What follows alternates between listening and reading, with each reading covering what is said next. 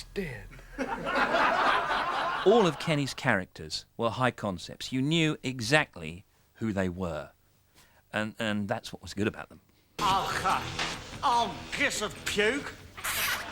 Michael of this parish. Here's a joke. These are in a pub, Dad's 24 pints of lager, and eats 18 packets of peanuts. Didn't bother him a bit. Mind you, on the way home, he pebble dashed 2 houses. My mummy says that I could grow up to be just like my dad. I said, does that mean I gotta sleep with the woman next door? Yes, Michael, that's true. I know there were only 3 musketeers, and they were never in Africa, but I think basically, don't you, that the film works on its own terms. I had a wonderful time making it with the pygmies. You know, those people are really nice. Oh, those little ones make such a change. You know, they had such small parts, but they really tried hard. Her full name, which the Radio Times asked us for at one point, was Cupid Stunt, says he, enunciating very carefully. And I remember Michael Parkinson had Cupid on the show and did actually ask me what her full name was. He said, I don't feel I can introduce her as Cupid. She's not, well, he didn't say Madonna in those days, but she's not really like, I want to introduce her with an actress name. And he said, what's her full name? And I said, Cupid Stunt. I will not repeat Michael's reply, but he went away and rehearsed the name very carefully. Bert and I do this amazing scene where we're both naked in a helicopter and we're trapped with this axe murderer with a chainsaw. And Bert has this full frontal scene and the guy comes at him with the chainsaw and the helicopter's filling with blood and Bert's shouting, I can't find it, I can't find it! And suddenly the village is there and, oh, I'm telling you the plot. Anyway, that's just the opening. And of course, it's all done in the best possible taste.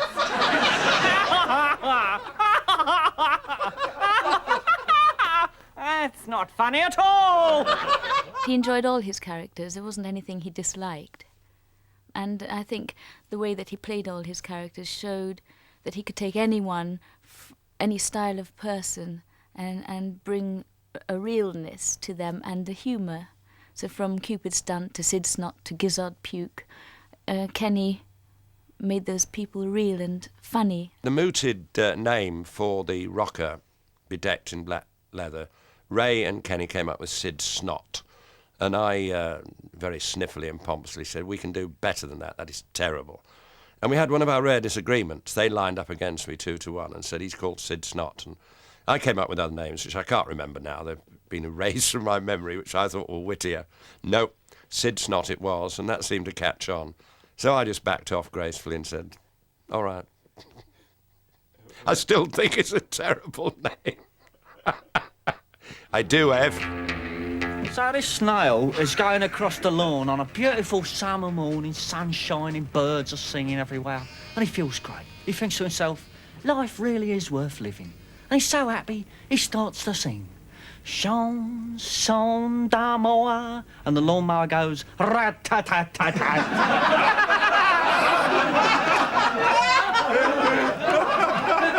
Hello, my little Cox's orange papins. You know, I was with a young lady the other night, tete-a-tete, and I said to her, am I the first man you have ever loved?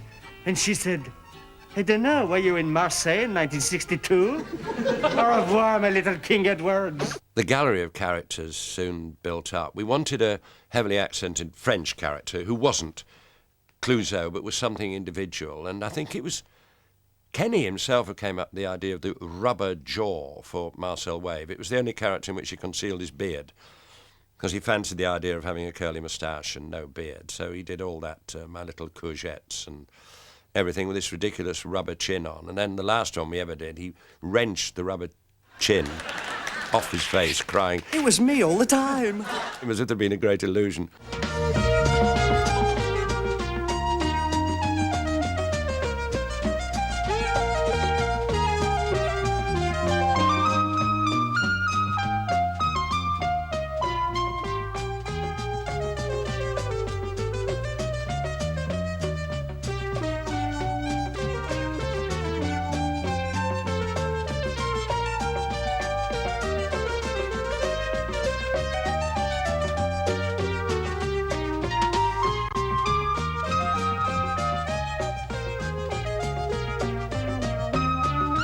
He liked complexity, he liked technicalities.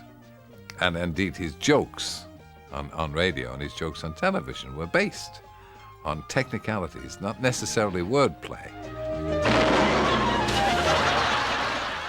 Most comedians that I know would kill for the final laugh. And if you get one laugh more than them, they would cheerfully strangle you. If they had a Stanley knife, they'd stick it in you. But he wasn't like that. He was generous. He was an open-hearted performer. He allowed you room to make a complete fool of yourself. BUM? That must be Broadcasting Under Manager. No, it's a bum. What else is here? Toaders, studios, and, Ah!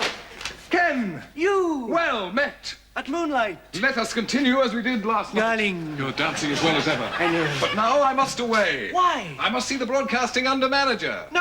Oh, yes. Terry! No, I must do it, Don't Ken. open that door!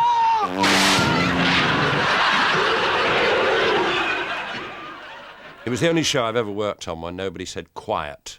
And we would do things like drag a cameraman in front of the camera because it was his birthday, all that indulgent, jolly stuff, and custard pies were hurled. And the crews really loved that man. They'd do anything for him. It was great. The director doesn't know I'm going to do this. Come with me. Over here, this way. Drat you, I bet you thought this was the height of glamour, Thames TV, didn't you? Well, look at this. Filthy tea towels. Dirty old stained drinks. Hollywoodsville. Oh. A bit of the old unexpected there. He would just grab hold of the camera and just take it off any way that he wanted. I mean, he was a director's nightmare and an audience joy. All right. You coped. Wonderful. If you are based in surreal humour and suddenly you want something that inflates, blows up, something that shrivels, you want three of something immediately, you can do that on radio, but suddenly try and do that on television was an impossible task. But Everett expanded the skills and techniques of television, and it was brilliant to see some of the characters and the things that they did, because he asked these brilliant technicians to do the impossible.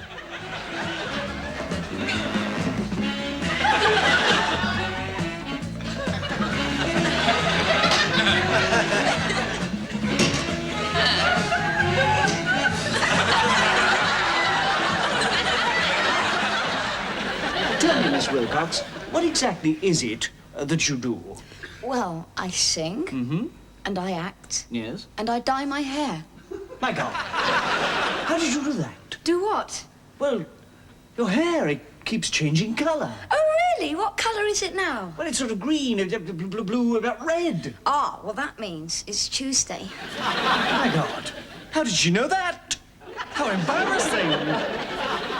They queued up. We were the sort of, if I would presume, we were the Eric and Ernie of our day insofar as in the music world, the world of the bands and the groups. They loved being on. They all came on to be insulted and hit and drenched. Ladies and gentlemen of video show land, what a star we have for you today. I mean, we've had stars and we've had stars, but this is a star and three quarters. Ladies and gentlemen, that famous bum on legs, Rod Stewart. Hello, Rod. Hi, Tony. Well, Rod, I've got a favour to ask you. Don't be so filthy. Now, I've always wanted to ask you this. Can I touch you? Whereabouts, darling? Just touch you. My mother's not going to put up with this. I don't know about yours. Go on, let me touch you. Whereabouts?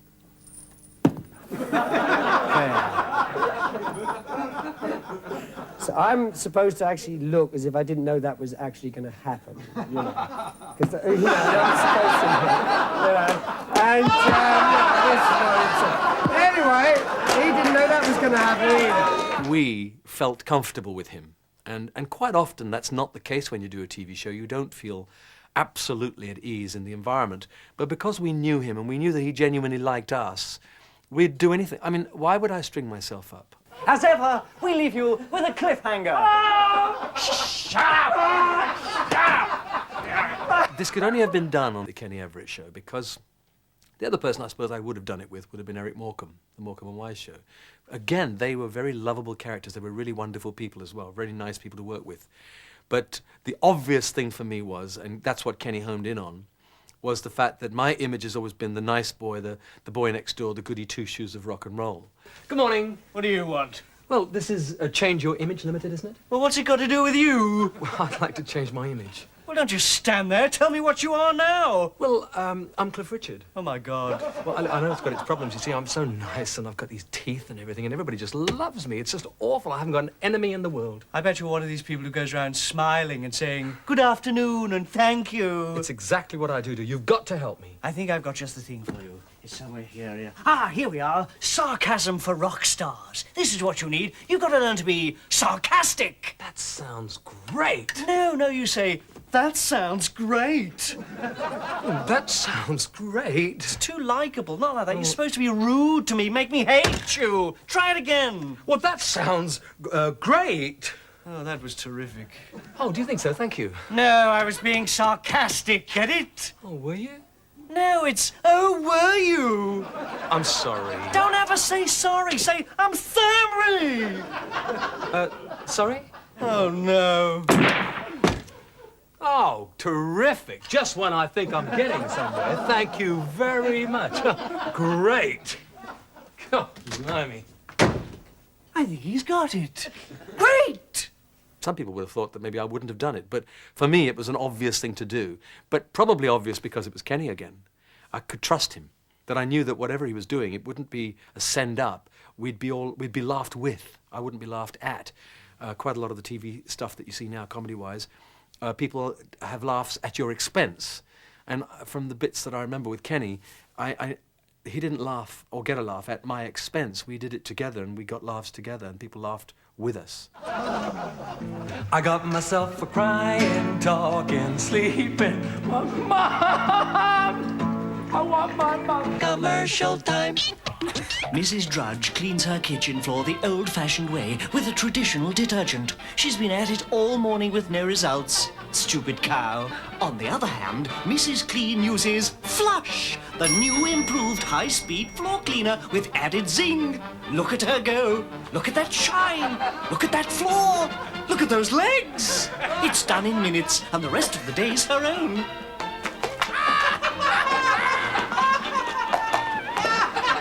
Yes, Mrs. Drudge uses God-safe floor cleaner. What are you doing leaving the room? You come back here this instant and watch the adverts like the rest of us. Otherwise, how will you know what to buy? Man the doors, please.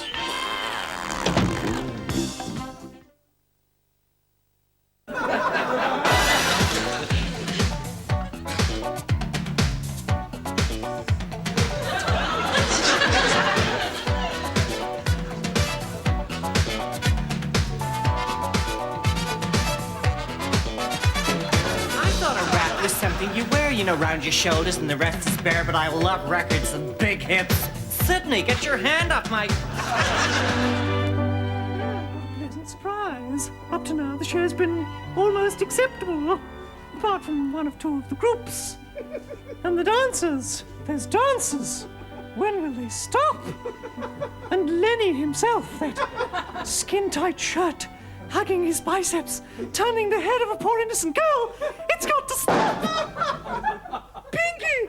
Peggy! Where are you? Not me. I wouldn't do it. It isn't my job to do it. But I would call with the strongest voice and say, this is crazy. I met Mary Whitehouse once at a do, and she had castigated us because of hot gossip and all the outrage that went on. And we got front pages in national papers and enormous publicity. And a couple of years later, I think it was, I actually met her and I was introduced to her and I shook her hand and said, thank you. And she looked rather surprised and said, sorry, why? And I said, I work on the Kenny Everett show. You made us. And her eyes became double glazed and she moved away to talk to somebody else. Hello. Have you noticed that TV shows today are leaning more and more towards sexual innuendo? I think it's absolutely disgusting that this sort of thing is allowed, particularly here at the BBC. It seems that every time you turn on the telly, some low comedian is using some bosomy girl as a foil for his cheap jokes. If you agree, write to me. Ludovic Kennedy, keep boobs off our tubes, Wood Lane, London, etc. I was doing a programme called Points of View, and we used to get a lot of letters complaining about filth and nudity and all that stuff.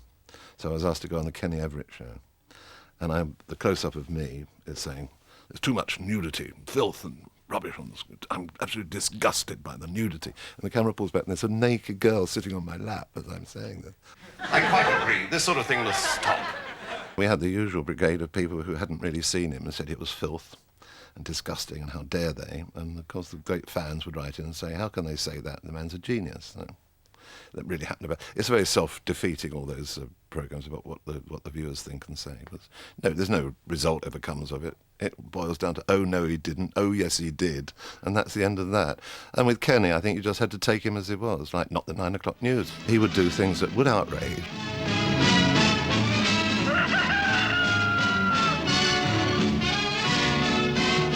Good evening. This is a party political broadcast on behalf of the Conservative Party. You know, a lot of people have been saying that our programmes are dull. Well, as Margaret Thatcher said only the other week, she said...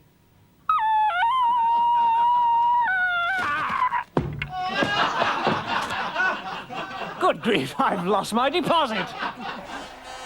Any last doubts that American-style campaigning has now come to Britain were dispelled today by the Conservative Party. Let's bomb Russia! Let's kick Michael Foot's stick away!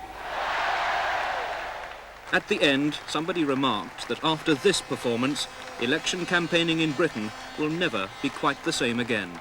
Can I get stick? Oh. Yes, well, let me tell you the background to that. You know Michael Winner, the movie director?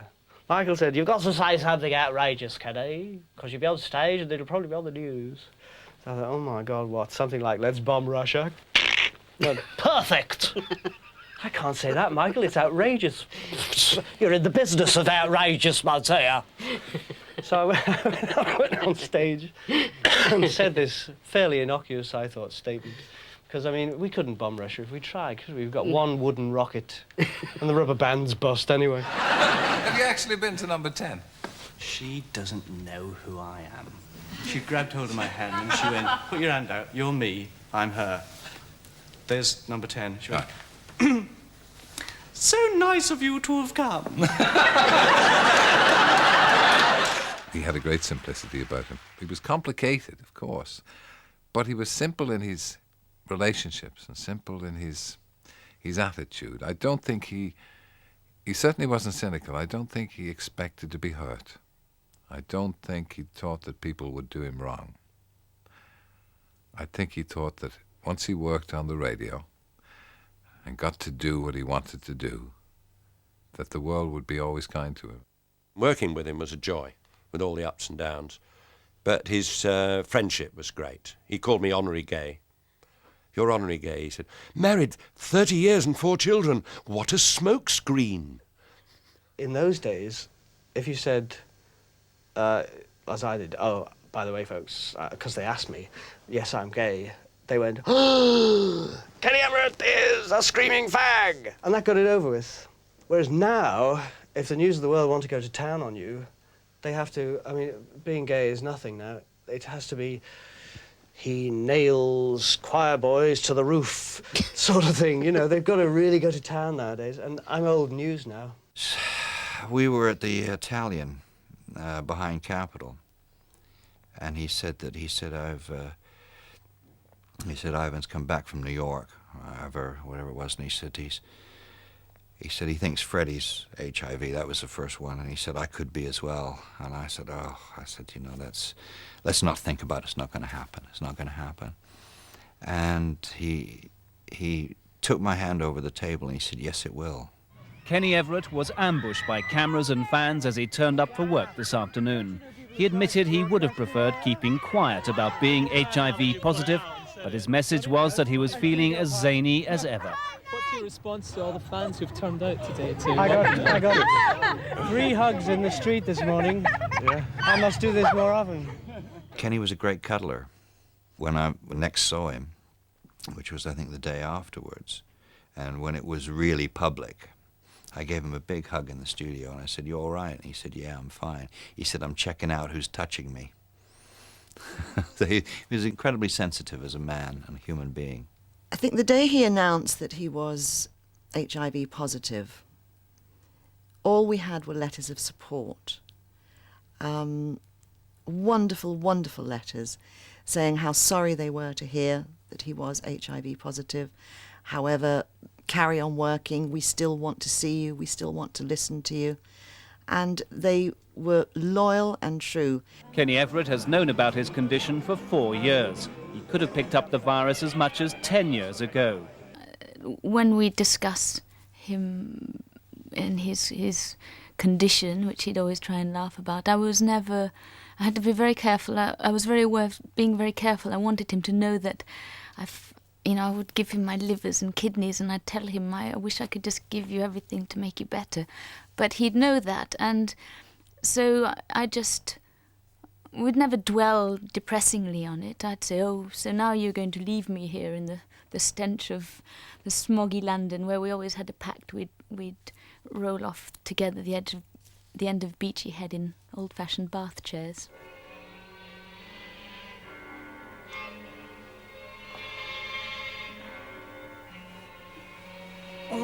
Oh, it's no good.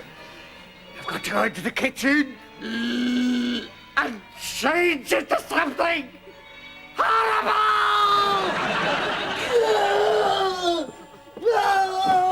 What is it, darling? Can I help in any way? And he'd say that he wouldn't really leave, and he hasn't, which is nice. I know he hasn't, because we have had one last secret of where I would find his messages, and I find them. Oh no!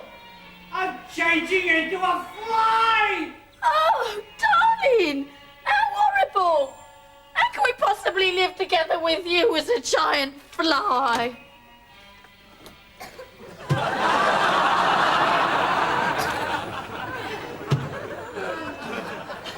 We'll just have to adjust, darling. I can't hold him, but I know he's there.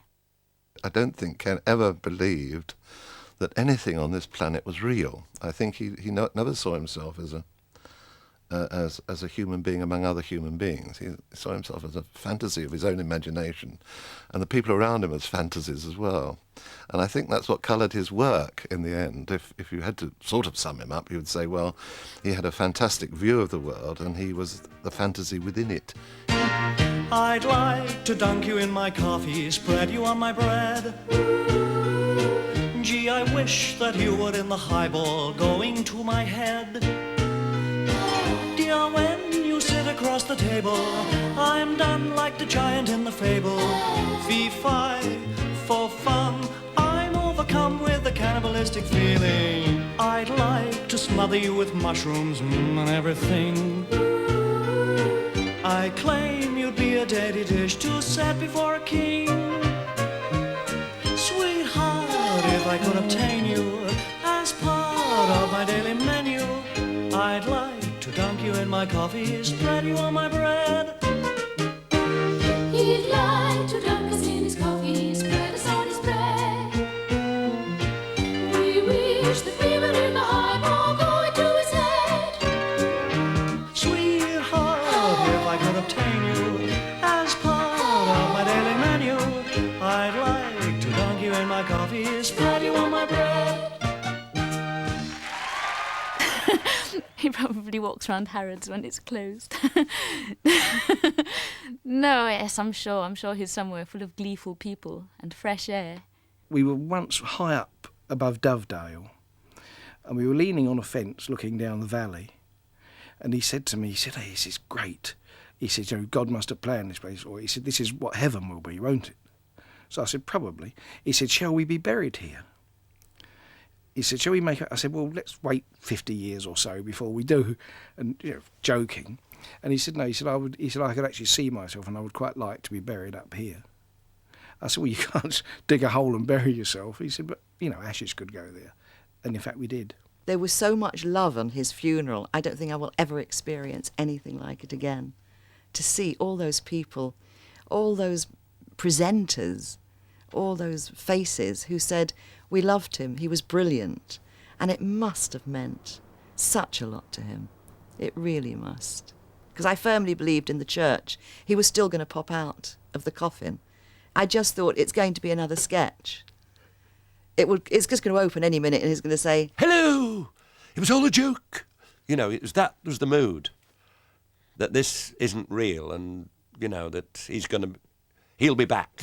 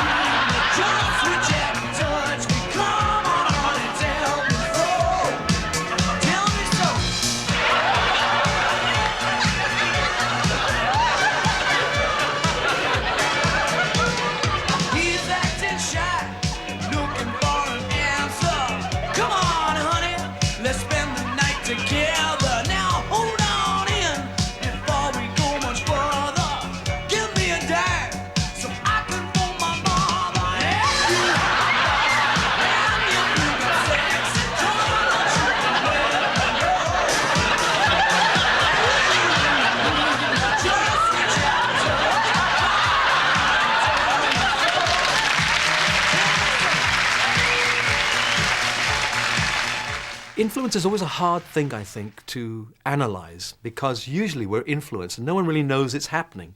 I'm influenced musically by loads of people and I'm probably not even aware of it. You're influenced by what you like. I loved Elvis, so no doubt I was influenced by him. I loved Buddy Holly, Jerry Lee Lewis, the Everly Brothers, you name it, all those main rock people. In the same with comedy, people loved Kenny Everett. Comics loved Kenny Everett. Everybody loved the way that he worked and what he presented on television. And so therefore I think his influence will be there for a long, long time. And it will filter through without us even noticing. People will do things without even saying, oh, that's my Kenny Everett bit. It'll have been embedded in our psyche, and I'm sure that's the way it'll come out. Because there's no doubt, someone that was as funny as that, and as likeable as that too, has got to have an influence on people in the future. Has to be. Kenny was there first, and it said to other broadcasters, well, it's all right to be a subversive and to say something naughty once in a while. That's all right. So I think in that way, he certainly influenced me. Hello, all you friends of Dorothy out there. This is Sydney Aloysius Snot here to introduce you a very important date in the social calendar of our great nation here. As you know, upcoming is the British Eurovision Violence Contest. And here, ladies and gentlemen, may I introduce to you our British contender in said contest, Freddie, good start, Mercury. Ladies and gentlemen, do your stuff, Fred. Kenny was always good for a laugh, even when he was very ill. He used to come and he'd say, have you heard this joke? Have you heard that joke? Have you heard... He wasn't the kind of guy where you'd say, how are you? He'd say, fine. He wouldn't say, oh, this hurts, that hurts, I'm going... He'd say, fine. And you could tell from the eyes that he was hurting. You could tell from his body language that he was hurting, but he was more interested in telling you the latest joke.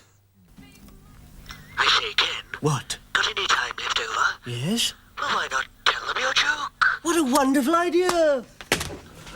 This happened last December when radio station WHLD in New York called up the British ambassador in Washington and said if he could have anything he wanted for Christmas, what would it be? And he thought, oh, God, I better be careful here. It could be a big scandal, you know, ambassador accepts bribes, etc. I better ask for something really small. So he said he'd like a pair of slippers and some aftershave. Then on Christmas Day, the ambassador turned on the radio and heard the announcer say, WHLD asked some of the world's leading ambassadors what they would like for Christmas. The French ambassador asked for peace on earth and goodwill to all men. The Chinese representative asked for an end to all wars. And the British ambassador asked for a pair of slippers and some aftershave. A wonderful, wonderful, iconoclastic sense of humour. Many would equate it with lunacy. But not me. Not me. He was mad in the Spike Milligan sense. And that's probably as sane as anybody gets. Well, that's the end of another show. What a great show it was. Full of kidney-quivering, spleen-shattering, bowel-bursting moments of joy. Meep, meep, meep. Oh, look, we've got a few moments left. Just enough time for me to tell you the secret of life. Yes, ladies and gentlemen, the secret of life is a bit of... The secret of life is a bit... Excuse me.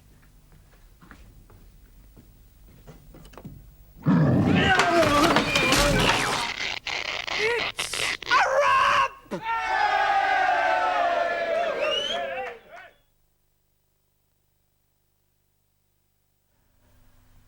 Completing our tribute to British comic genius, next week 4 gives a nudge and a wink to Les Dawson, and that's at 9 o'clock. Johnny? Yeah? What are you writing? Nothing. Oh, Why? no reason. Oh. Johnny, did you know St Valentine was beaten with clubs and then beheaded? Find out what's going on with Johnny and Denise on The Big Breakfast. Where you go, That's a bargain. Pinky little number. I'm having that. how you move, Non-iron shirt.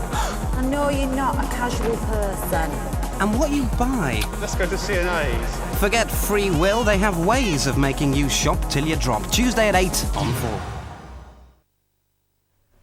Last Thursday, Sheila Bowler was cleared of murder in a retrial at the Old Bailey after Channel 4's Trial and Error programme had campaigned for her innocence. Next, in a unique special edition, Trial and Error's cameras follow Mrs. Bowler and her defence team as they prepare for the trial that freed her. Air conditioning and ABS is standard. 3 years free servicing arranged for you. Your car collected and a courtesy car left in its place. With the brand new Daewoo Leganza, owning your car will be as relaxing as driving it. Stress relief as standard? That'll be the Daewoo.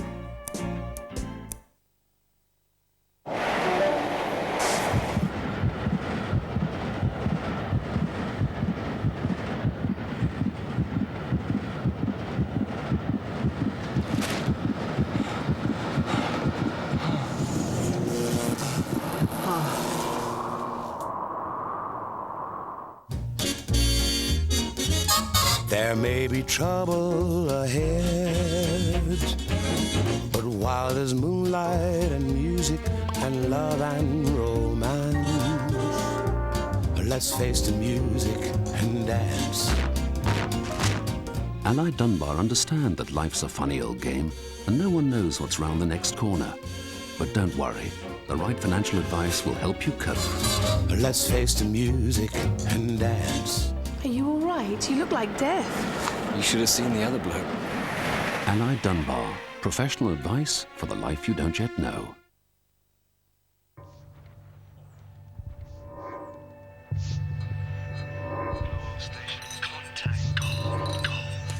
Let's go!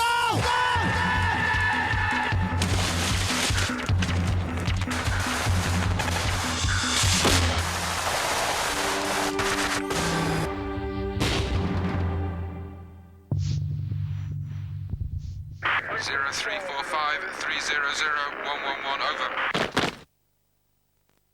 For a fragrance that lasts, don't spray it, touch and fresh it. Glade's Touch and Fresh Fine Mist stays up for up to 4 hours, while ordinary aerosols come down in minutes. Fragrance that lasts for hours. Touch and Fresh, created by nature, captured by Glade.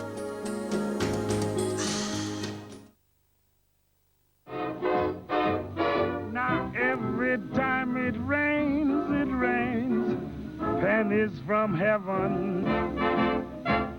So when you hear it thunder, don't run under a tree. There'll be pennies from heaven for you and Just 1p per minute, so feel free to spin out a conversation without worrying about the bill. Open any can of Campbell's condensed soup and you'll find it packed full with the tastiest ingredients like these. Which means you just have to add a can of water to make double. Double the amount of delicious soup every single time. Campbell's, we pack more in so you get more out. For more information about our 3 brand new car ranges and free insurance offer, call 0800 666 222.